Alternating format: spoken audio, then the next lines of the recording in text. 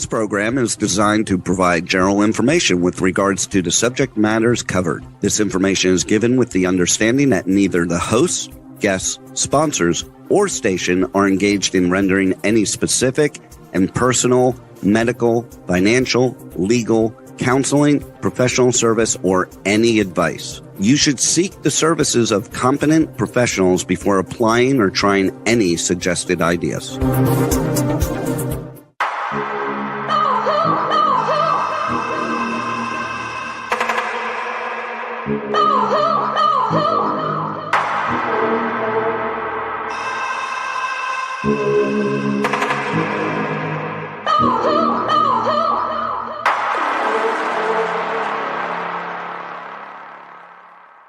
Good morning, true seekers and true crime junkies. Welcome back to another episode of Hit the Road Jack, Finding the Zodiac. I'd like to welcome to the show today, Lindsay McBrayer. Hey. Hey, I'm excited. We're finally here. I know.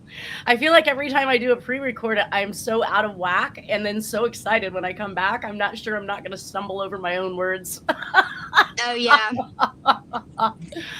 Oh, my goodness. So we are now just going to climb into Nora's diary in it's end of 1995, of course, and it says 1996, stress begins. So I kind of want to remind everybody that the John Benet Ramsey note came to me again from an anonymous person who slipped in, dropped the letter off, made probably some small talk, and was gone and out the door again.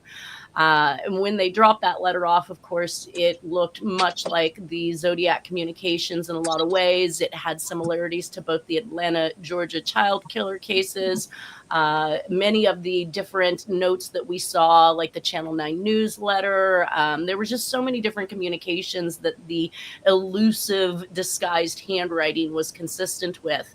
And when I got to the third page, I actually found formations of letters that were in fact what I know Jack to write like, and I perceive that to be a misdropping of letters, if you will, because it literally when you're learning to work with disguised handwriting, and especially if it's of any type of length, people will naturally revert at some point in time back to their own handwriting unbeknownst to themselves, because it's very taxing on the brain to keep up a disguise. So when we're working with disguised handwriting, we start at the bottom and work backwards. And in that very last paragraph on John Benet Ramsey's ransom note, we saw some letters that were not consistent with the rest of the formations throughout the letter, and they look much more natural, which I'm sure everybody will agree once we get there. So after examining this handwriting, I took it to Dennis, and I talked with Dennis about it, and he said, "No way, Nanette, you're wrong. Jack could not have been part of this. He was with us in California during Christmas and the holidays, so there's no way he could have done this."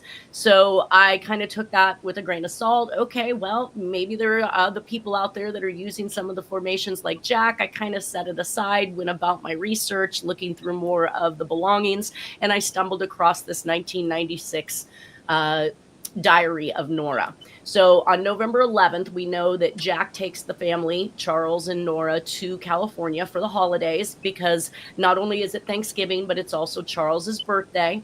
And then, of course, they were to stay all the way through the holiday season, which was kind of strange because with Jack's mom in a care home, he up and leaves when we know he has this kind of perverse love for his mother, where he's constantly back there. He wanted to be the man of the house at one point when his father died, and he wanted to sleep in her bed, was the story that I was told. Now, I don't know how much of that is true, but it kind of shows what they presumed, or at least profiled in the Zodiac cases, that there was a perverse love for his mother. Yeah. So why he would up and leave during the holidays of what may potentially be her last holidays on Earth kind of sets a different example for me, right? I mean, you would think that you would want those last minutes, those last moments. And so what we're going to talk about in this story also seems a little odd in the fact that he was willing to take the family out of the state where mom is being, kept in a nursing home, away from her and into California. At the same time, he then picks up and leaves. And that's what we're going to talk about today. So the diary is headed by what 1996 stress begins. Now, she writes November 14th went to California for the holidays and Charles's birthday. On November 24th, it says Charles' 18th birthday, had birthday cake and ice cream for Charles. I don't know why, but it sounds muffled. I'm not sure if it's just me or. I don't know. Is that better? Are you not able to hear me? Yeah, that did it. That helped. Okay. So Charles's 18th birthday, they had birthday cake on November 24th and ice cream for Charles. Garrett was there at Denny's, and I'm not sure what it says. At Dennis and Joy's. Now on November 27th, 3 days after Charles' birthday, she labels this, Jack had to go back to Texas today. Got a fax from Dolores. Granny wasn't doing so good. She was combative and confused, wasn't herself. Jack was worried about her. He went back. Charles and I stayed in California. So that tells a different story, right? Now we've got a concerned Jack going back to Texas for his mom. But he wasn't a concerned Jack when he left to take the family away for months, not just a couple days to California. His intentions were to stay there all the way through New Year's Eve, basically. So I'm kind of back and forth. And you can also see this green writing that's coming up here on the right-hand side that literally is bleeding through the backside of the paper. We're going to talk a bit about that because there's some dating inconsistencies in this diary. There's some additions. It looks like she literally filled this out after the fact. So I'm not sure how well we can actually trust some of the information that we're seeing, but I just want you guys to know that this was literally, it's like she goes back and writes a week and a half, 2 weeks later, or even in some cases much later, as we're going to see in here, based on the way this is set up and that this is being written. So and it could be that maybe it's not nefarious because I mean there's been times where I've wrote in my journal when I'm journaling and I forgot a couple of days or like a week because I just like put it off and then I'm like, okay, I got to go back and fill in that. You know what I'm saying? But are you filling back in or are you just adding to at that point saying, oh, by the way, last week this happened? But I feel like I usually would say, forgot to notate what happened or what I found out on this week and this day. Cause I always put the dates on my research and stuff. So, I would definitely say something along those lines, Okay, so it looks to me like she almost even preset some dates in here, if this were the case, because we have the top of the next page of the diary on November 28th of 1996. Then the very next date after that actually says, and I know you're going to see the more predominant overwriting, which is the 16th, but this actually says December 25, 1996. Then she goes back and back. Yes. Then she goes back and backdates it to the 16th. And I don't know that this is her overwriting. I'm assuming that it is. But again, here we see more of this green writing that has been obviously added after the fact. So she is clearly not even finishing consistent thoughts when she writes things down. So it says December 25th. And I want to say personally, if she didn't pre-write the dates, let's say November 28th for Thanksgiving, December 25th, maybe she thought these were the only entries that she'd write in there and she pre-wrote that in, but then came back and corrected it. So I'm giving some leeway here and playing devil's advocate. That's what I was going to say too. Like she maybe just wrote down the next dates for her next writings. Right. But nobody confuses December 25th, right? No. That's not a date we mess up. That is a date. So we also see over here to the right, December 25th, Christmas Day again. So she wrote down December 25th, then came back and wrote the 16th. It says Jack comes back to California, got sick for 2 weeks, flu and cold. We are staying. Now, the added part after the fact in a different pen color is we are staying till around 1/15/97. So Jack, and was one of Dennis's reasonings for why he believed that Jack was with him during this whole entire time, is he said that Jack got sick, and he vividly remembers having to move Jack. He actually was evicted from his apartment or his place at this particular point in time, and he and Joy needed to find a new place. And on Christmas Eve, they were forced to move. And he said the first thing he moved was a bed to the new place to put Jack in it, because Jack was too sick to be up and around and moving. So I'm just going to read the portions of this diary, and then we'll take it from there. So on November 28th, Thanksgiving, had dinner at Dennis and Joy's, just the four of us, Charles, me, and Dennis and Joy. Dennis got mad at Joy. Joy went upstairs upset. I went outside upset. Also, a nice dinner ruined. This is a very obviously toxic family, always having some types of issues, or at least the inability to get along. And it doesn't make any sense why. Well, I know Dennis, so. Well, and I think that also it has to do with so many different things going on at once that it creates conflict. Right. Like so and so's got this, and so and so's got this, and so and so's got this, and they're trying to do like it's like chaotic because of everyone wanting to do something or having to do something at this specific time. Well, and it may be the stress of them being evicted and having to get out that, everybody is upset and fighting. I don't know when they received the eviction notice. This seems rather early on November 28th for it to be a 30-day notice, and they moved on December 31st, but anything's possible. They did it on Christmas Eve. That's crazy. That was a mean landlord.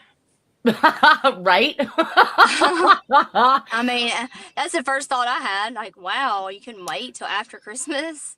What's interesting is I'm not even sure that her diary reflects this move, but as we go through it, I'm rereading it basically for the first time in about 10, 11 years. Since the first time I read it and put it into this presentation, I haven't touched it since. But so that has been changed from December 25th to December 16th. Jack comes back to California, got sick for 2 weeks.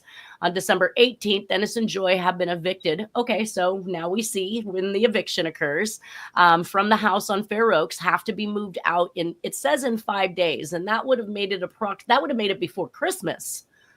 Yeah, that have made it to be. See, so there's something really wrong with these date sequences. I'm telling you guys, some of this stuff is not making any sense. So December 22nd, Jack is at the new house. She's properly dated that 5 days forward on the 22nd. Dennis and Joy and Charles been working round the clock, mostly trying to get out of the old house and into the new one. Now, Dennis's recollection was that this occurred on New Year's Eve. So we are now looking at a journal, which she did not do on the dates in which it actually occurred. She went back and filled in a bunch of stuff, then went back and refilled things in and changed dates on stuff. So December 24th, got the tree back up yesterday, was up in the old house, moved it in the car. Geneva's birthday, got her a cake. They came over, went to Connie's, I believe it says, for get together, was good. December 25th, Christmas Day, Dennis, Joy, and Charles gone somewhere this morning. Jack and I went to Dawn's and Eileen's. I visited a while. We couldn't find anything open for dinner, so went home and ate only thing there was to eat in the house, top ramen. Later on, Dennis and Joy and Charles opened. Let's see if I've got that next. No. Okay. I didn't continue after that because I was really focusing in on this particular entry in the diary. But this definitely solidifies that Jack was gone for basically a month from everybody. We see these calls that are happening to Colorado while he's gone. We also see his cell phone tracking we're going to get to here in a minute. So the December 15th rewritten as December 16th. Again, I'm not sure who makes these types of errors. If Nora always wrote in journals, as Dennis said, why did Jack only keep 1993 and 1996, which is a very big, red herring, I guess, if you will, for these cases. Yeah. These prove a move and his place of employment during other unsolved murders, mishaps, and coincidences. There's enough time while he's gone to create the Ramsey ransom note, which many people have agreed was a very lengthy note that likely took some time to actually Right. And I do know that they mentioned that he had started this letter more than once on that pad of paper. They were able to prove that probably with an ESDA machine, which maps out indentations in the paper so that they could actually see that it had been written more than once. We know that Jack returns terribly sick. And then Dennis and Joy makes that move. Dennis recollects, like I said, moving on New Year's Eve. But these entries differ if you played with this, and I say if you played with this. If December 25th was the day that Jack actually returned, which was Christmas Day, and they were given a 5-day notice, that would have them moving out on what day? December 31st. Yeah. Which would make Dennis's recollection more valid. And the maths.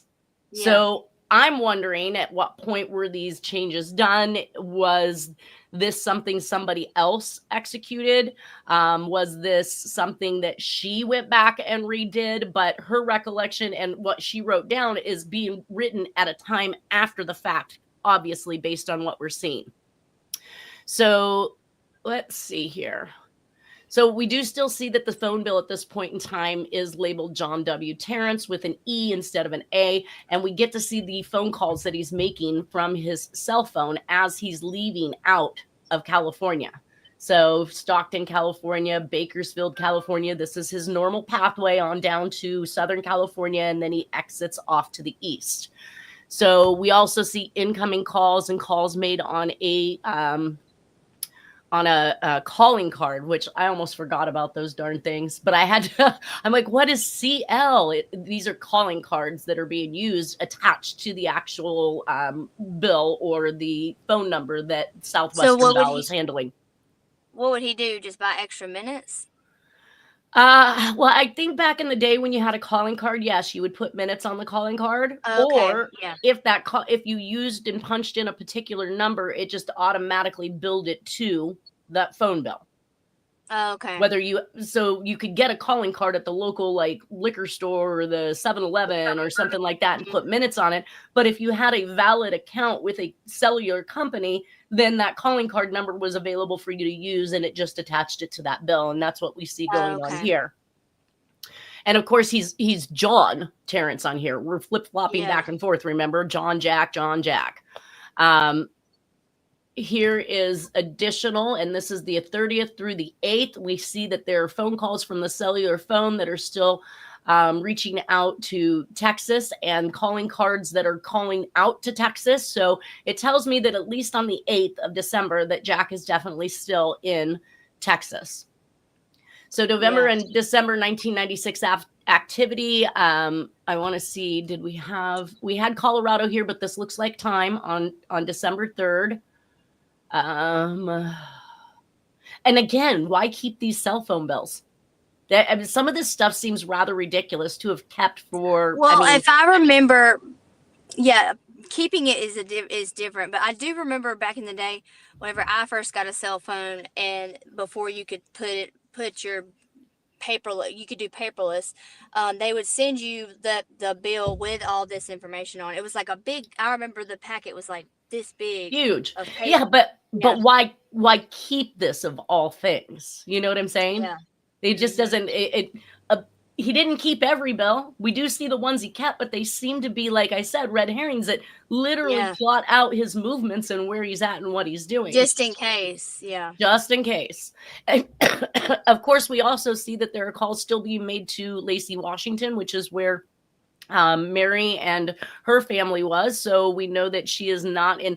I had originally assumed that there was a possibility that the Boulder, Colorado, or the Colorado numbers were associated with a time frame in which Mary's husband, Rick, was incarcerated in Colorado, in which case she moved to Colorado. So I thought, oh, well, there's a chance that he could have been dialing them there. But you've now settled that for us with your research on the phone numbers.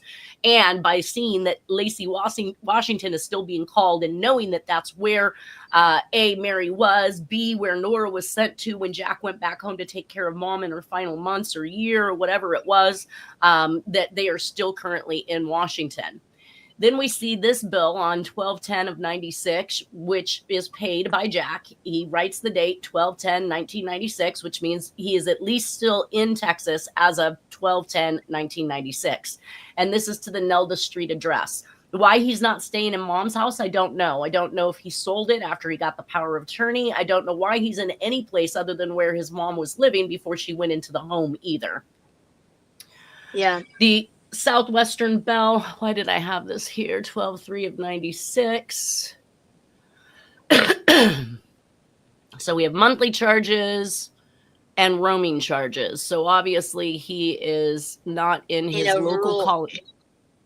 Yeah, we used to have roaming charges on our cell phones. So if you I went remember from one those. town to the It was like it would do the roaming if you're like in a rural area where there's wasn't or out of the area, because before there was like specific areas in which your cell phone was good in. It wasn't like it was all of California, and you would get roaming charges if you were out of that area. So on December 25th of 1996, John Benet Ramsey is found dead in her family home in Boulder, Colorado. We're going to talk first about hers, and then I want to make a quick comparison to something I do believe Jack is involved with, and that is the murder of Degnan in 1946, which 1996 is almost a 50-year anniversary. And I know that we've made some coincidences with 100-year anniversaries, like with Lincoln and some other assassinations and things like that. But I just find this to be super coincidental that it is also revolving around what I believe is politics and bad people. And again, same with the John Benet Ramsey case. So John Benet Ramsey was 6 years old. She was strangled with a tourniquet using a broken handle of a paintbrush. The brush portion was found in Patsy's art supply tub, but the bottom third of the paintbrush was never found. So was this taken as a trophy? And if it was never found, if she hadn't explained that it had already been broken and that piece was gone somewhere, I think we would have heard about that. That would have been she knew that paintbrush was broken. That's why she tossed it into the basement. And then the culprit, used another third of it and left the other third behind. But they're just stating outright that the bottom third of that paintbrush was never found, as if it should have been. Mm-hmm. She had been beaten on the head, half dressed. The underwear that she was wearing were too big. She had ligatures on her wrist. There are claims that she was sexually violated with the object or the paintbrush, or at least a portion of it. They had found pineapple in her stomach and a bowl of fruit left in the kitchen. Glass with a tea bag found in it. And mind you, the Ramseys indicated they didn't drink tea. So whoever was there had themselves a glass of tea. And by all means, I found out much later that one of Jack's favorite drinks was tea. Suspects spent time in the home previous to Ramsey's return. The ransom note was found on the back stairwell leading up from the kitchen area, and the body was found in the basement. There were shoe prints that were obtained, a suitcase found next to a broken window at the basement level. Suspect knew personal information about the Ramseys. A Sharpie pen that was used was older and obsolete than the rest of them found in a cup. So evidently, the notepad itself and the Sharpie pen were perceived to have been those of Patsy Ramsey's, which was one of the reasons they attempted to blame her.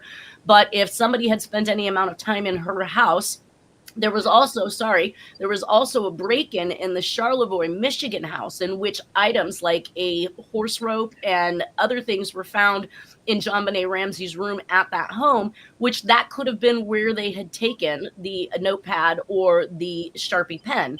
Either way, the pen that was found to be used on this ransom note was older and obsolete, but found in a cup of new Sharpie pens. So it could have been taken as an older, obsolete pen from the Charlevoix house and then dropped at.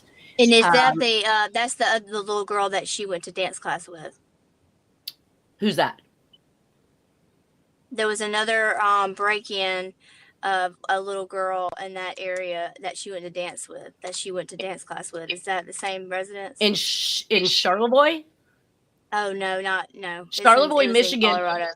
All right. So early on in the presentation, I put forth a picture that was in Jack's belongings, and it's him driving down the highway. And in the picture, the frame that he took of a billboard that mentions the nuclear power plant in Charlevoix, Michigan. Oh, Charlotte, wow. Michigan is the second home of John Ramsey.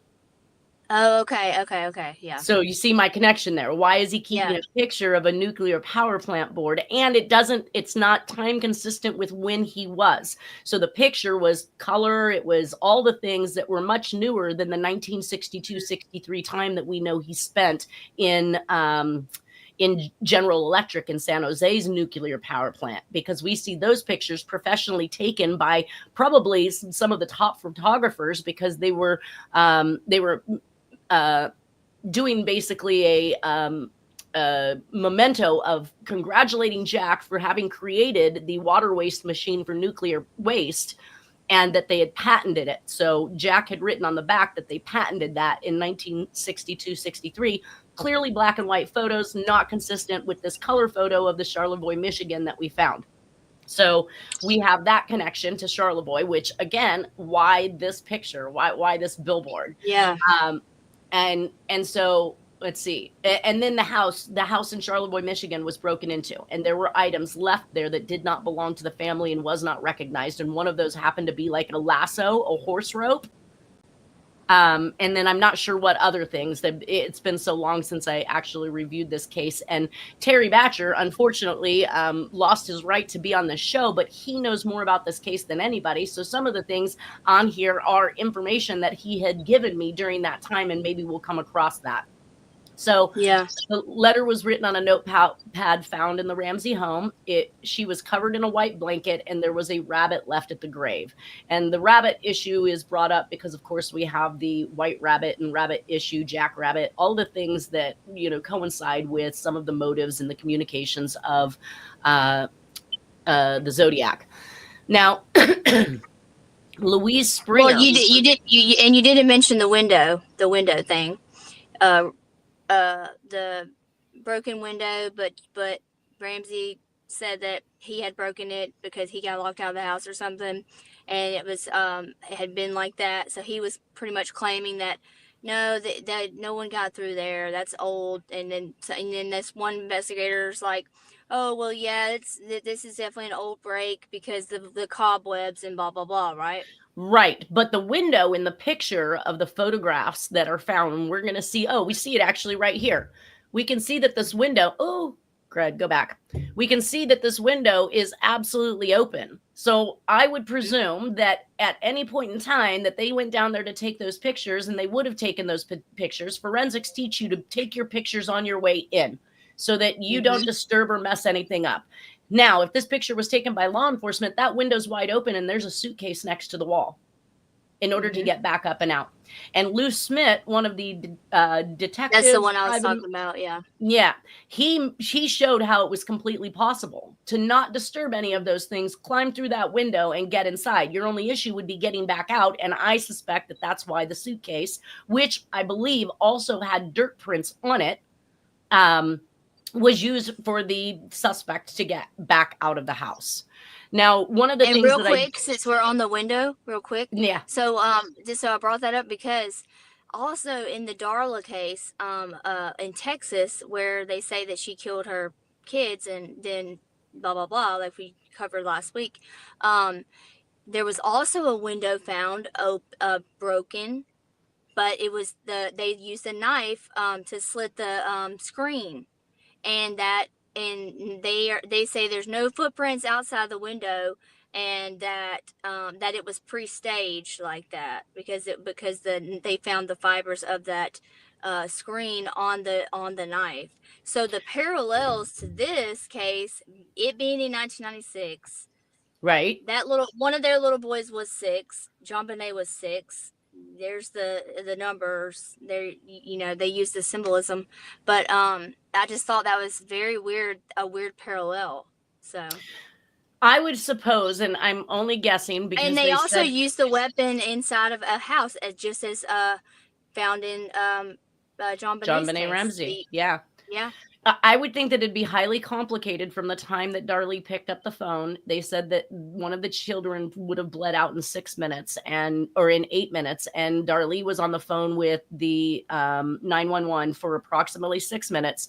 So they are now accusing her during that time of having ran and stashed the sock, tipped over things over the top of bloody prints, Now you're telling me that they staged a window by cutting that screen in order to make it look like somebody has gotten in. That's a whole lot of cover up going on inside of 6 minutes while she's on the phone with the police department. So I'm in shock. She's bleeding as well. You know, she's near cut to the femoral artery, or not, I'm sorry, to the artery in her neck, and literally stabbed in the arms. And of course, we saw that the bruising that came from that, there had to be a massive amount of blood loss from her. And we see the blood all over the place as she's running around trying to grab towels. So if she's running around trying to grab towels to assist her children, how is she doing all of this cover-up stuff inside of that time frame? It really doesn't make a lot of sense. But another one of the things that I tracked this back to was one of the earlier killings during the Black Dahlia era, in which Louise Springer was sexually assaulted with a branch or a stick from a bottle brush tree. And this cord was used to bind her hands, which is a continued MO. We see this use of clothesline cording. This happens to be a parachute cord. I'm going to talk a little bit about that. But as you go through, you see that the MOs are just so similar. And now let's just touch on Degnan real quick. So Suzanne Degnan was killed in 1946. Her father was one of the CEOs of the Price administration, or not a CEO. He was just like a head executive of the Price administration who set pricing on milk and meats and things like that. He had been accused of sending rancid meat to the Indians in their reservations, basically starving them to death. There was this whole black market meat thing going on. There was a lot of politics wrapped around it. We had some butcher out there that was killing somebody. And this 6-year-old I remember the butcher. Yeah. This 6-year-old little girl ends up being beheaded, dismembered. Her body parts are deposited in storm drains. And one of those storm drains happened to be on Hollywood Boulevard, which was a cross connection to the bisection done on Black Dahlia, who was found on Degnan, or near Degnan Way in Hollywood. So there's just so many things that are overlapping. Like, what are the chances that these things could be happening unless one person knew all of these different mixes? So there was a ransom note also found for Susan Degnan. She was also a 6-year-old blonde little girl. She was taken from her bedroom window. They indicated that they left a ransom note in her bed, and that ransom note indicated we would give her back if you paid us X amount of money. So here we also have this ransom note with John Benet Ramsey, which says they're asking for a ransom and she'll be returned, but be careful, she may be beheaded. So now they're actually referring to a specific bifurcation or a bisection that was done to Susan Degnan. And then lo and behold, both of these little girls were dead by the time the ransom note was even found. So there was never any intention to ransom them whatsoever. It all makes it look like it's some type of a setup or a cover up in the end. Either way, there was far too many coincidences and the 50-year anniversary of these two murders. I would like to see both of those ransom notes beside each other. I talk about lipstick killing cases all the way back in 1945 and 1946, and this is another time frame in which Dennis and the FBI told me, Nanette, you can't place Jack in Chicago, Illinois, simply because the handwriting matches. And then I had to, 3 weeks later, finding from Jack's aunt that Flova had sold the farm in 1944 in Texas and moved to Chicago, Illinois. I can't be that wrong with us then being able to establish the proximity of Jack's mom in Chicago, Illinois, and the happenstances of these murders. The solve that Lauren Swearingham came up with on the writing on the wall in Frances Brown's home, in which case it literally says, you will see more of me, I will see more of them. And it literally says Jack Terrence's name, not over or underusing any amount of letters in that entire message. It all made complete sense. The message looked like it was definitely written in lipstick, but it looked like it had been manipulated a couple times, because you can see the scrub marks where, ooh, I didn't like that. That looks too much like my writing. Let me change that up. So it's erased and then rewritten again. And even then, when he uses these funky letter formations, they are still consistent with some of the known writing. Because again, I tell you people, when you attempt to disguise something, you're merely diving deep into your own imagery, your own perception in your brain, and you're using something that you already use. You just don't think you used it that day. So that's going to be your disguise for now. So on December 26, 1996, the John Benet Ramsey ransom note found in the home. it says we have double letter spell. Now, these are some of the things I notated from it. We have double letter spelling errors that Jack has and the Zodiac has. We have the unusual splitting of words. The cursive Q was a home run hit. I've never seen anybody write the letter Q like this. And we did this during the handwriting examination. Gosh, I don't know, a couple thousand slides ago. Either way, I was showing how the consistency between the way Jack perceives and writes the letter Q in cursive in the middle of printed writing is identical to what we see in this John Benet Ramsey note. And then the writing is like the disguised writing of the Zodiac in the Channel 9 newsletter. Now, we did have Cutie Pie, and I guess I know that Wanted told me at the beginning or the opening of this that Cutie Pie had made a comment on the show before we had even started the show that says Burke did it. And I'm laughing at that now because I actually have that particular comment from YouTube in the presentation today that Burke did it. I want everybody to understand something. The entire Ramsey family was cleared of DNA as early as January of 1997. So less than a month after the daughter's death, DNA had been completed on this family. It did not match the DNA that was found on John Benet Ramsey. Indicates that there is a third-party culpability here. I know everybody wants to say Burke did it. But if he's been cleared, he's been cleared. Now, that went a second step further, even though media was weaponized against the Ramsey family. And for years, even to the detriment of Patsy, who suffered from cancer, I'm sure due to the stress and all of the chaos involved with this.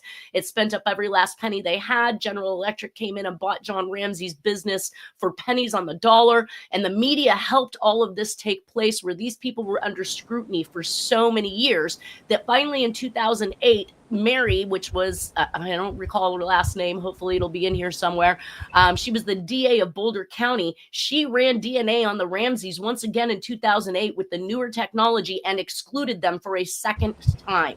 You guys need to stop putting out false narratives like the Burke did it or Dad did it or Mom did it. The Ramsey family has been cleared. And when you look at the process of the way the Zodiac communications and the murders, the high, influential people who've lost children, that there is something else in the making here. You have to consider this third-party culpability. So I'm going to start now by reading this letter so everybody understands what this ransom note said.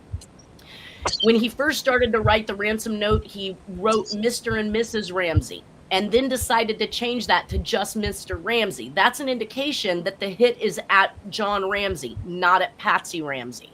So it says, listen carefully. We are a group of individuals that represent a small foreign faction. Sounds a lot like anthrax, guys. We respect your business, but not the country that it serves. At this time, we have your daughter in our possession. She is safe and unharmed, and if you want her to see 1997, you must follow our instructions to the letter. You will withdraw $118,000 from your account. $100,000 will be in $100 bills and the remaining $18,000 in $20 bills. Make sure that you bring an adequate size attaché to the bank. When you get home, you will put the money in a brown paper bag. I will call you between 8 and 10 a.m. tomorrow to instruct you on delivery. Delivery will be exhausting, so I advise you to be rested. If we monitor you getting the money early, we might call you early to arrange an earlier delivery of the, and I'm going to pause there for a second because I want to go back through some of these consistencies again. So we have the foreign faction, which we know that the anthrax letters tried to portray that it was a foreign faction that was involved with that biowarfare, when in fact it's found that it is an American who did it. We respect your business, but not the country that it serves. That's a political reference. She is safe and unharmed. Not true. She is dead, just like Degnan, before this ransom note is found.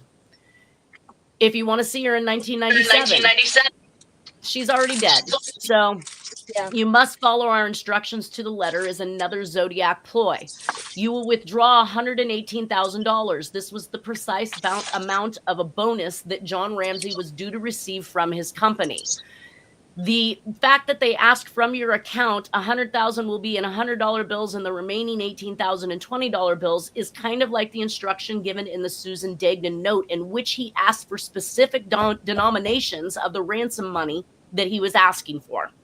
Make sure that you bring an adequate size attaché. Now, attaché has been used in a couple communications, one of them being the real estate agent during the Black Dahlia stuff. So an attaché is kind of that's a upper, most people would call it a briefcase. Older phrase.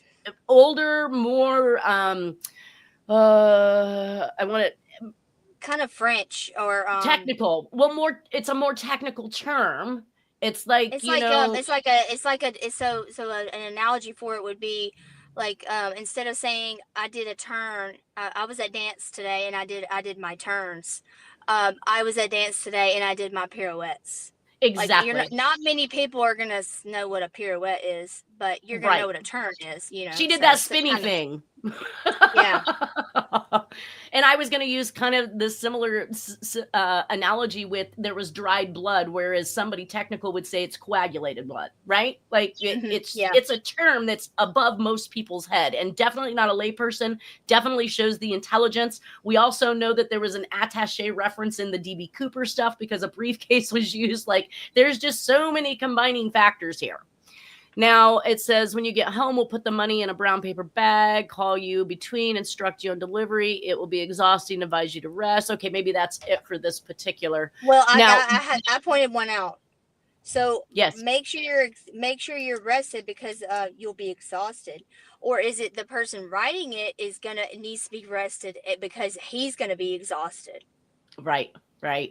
Yeah, no, that's a very good point. I do want to state that there was a witness at a bus stop at one point in time that it indicated they saw an older man get onto that bus, and he recognized him as having some type of congenital heart issue.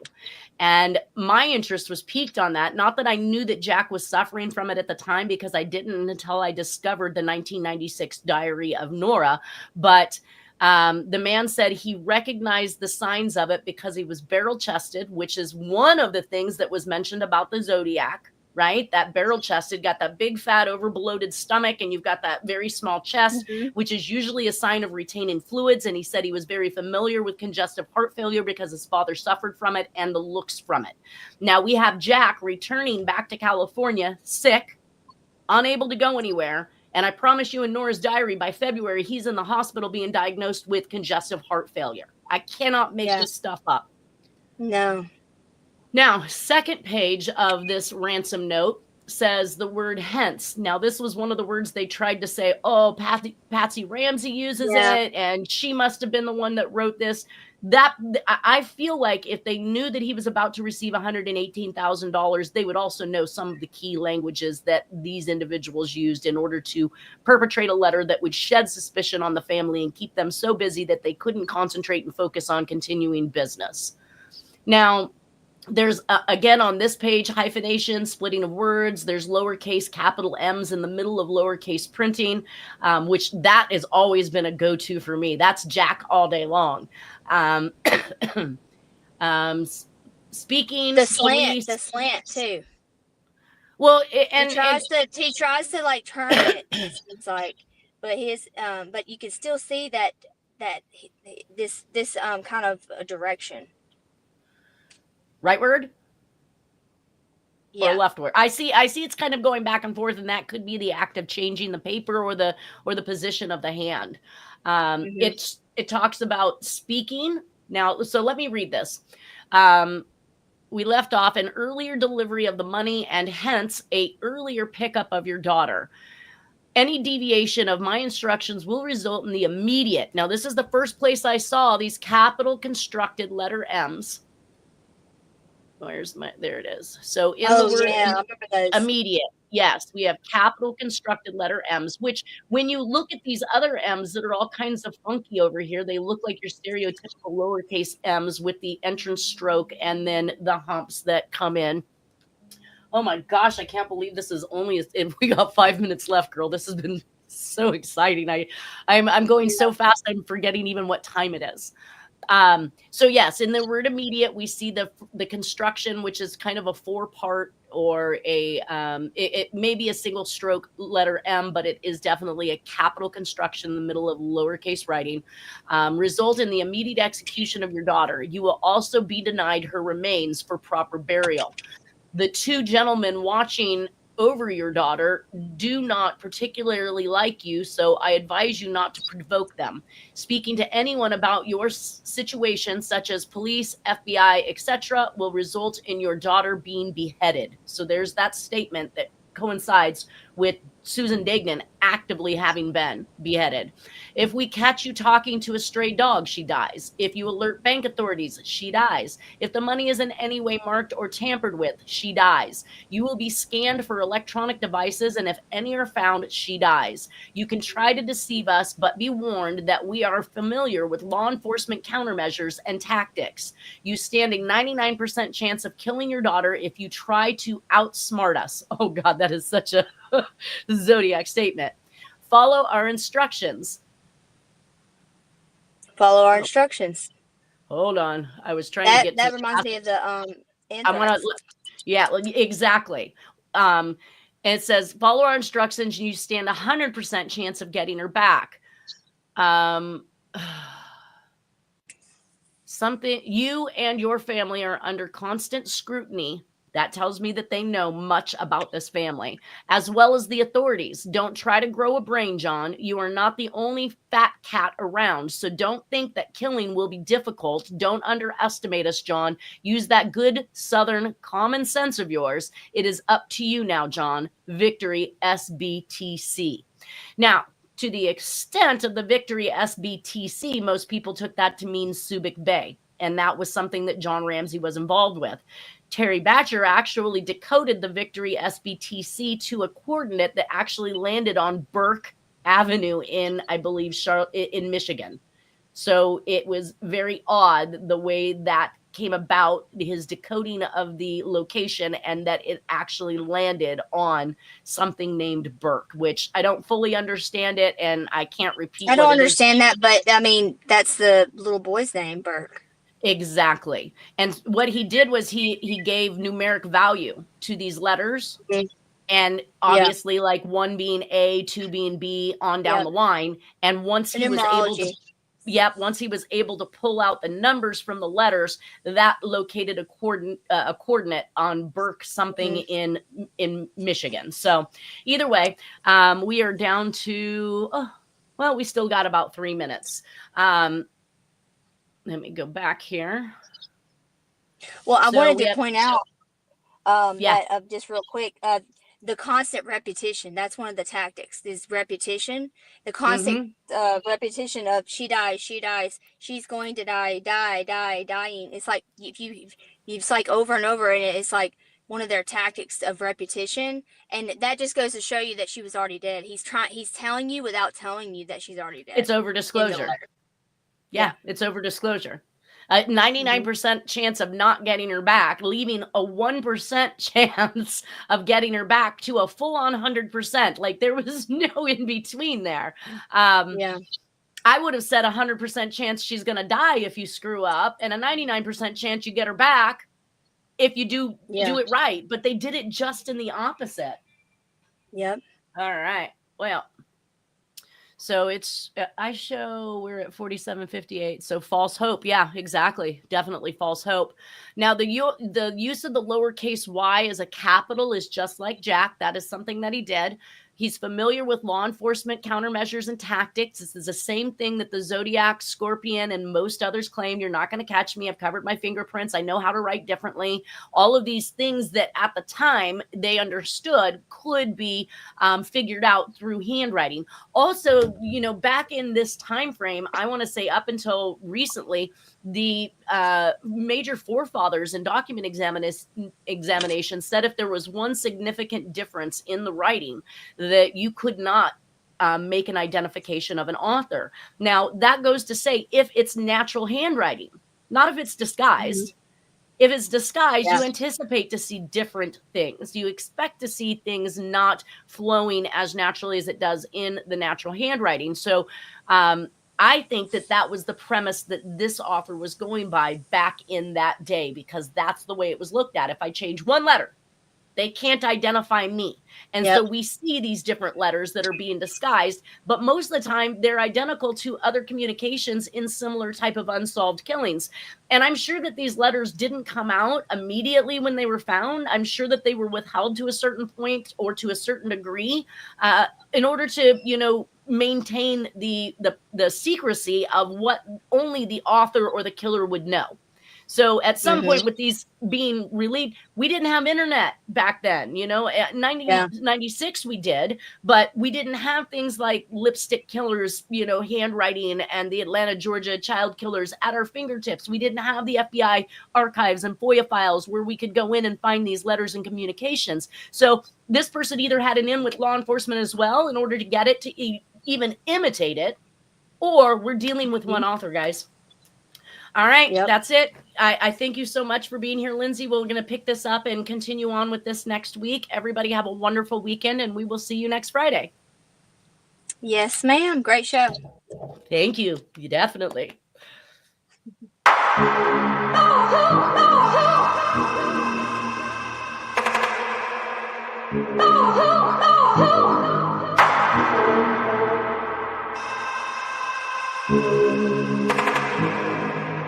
Oh,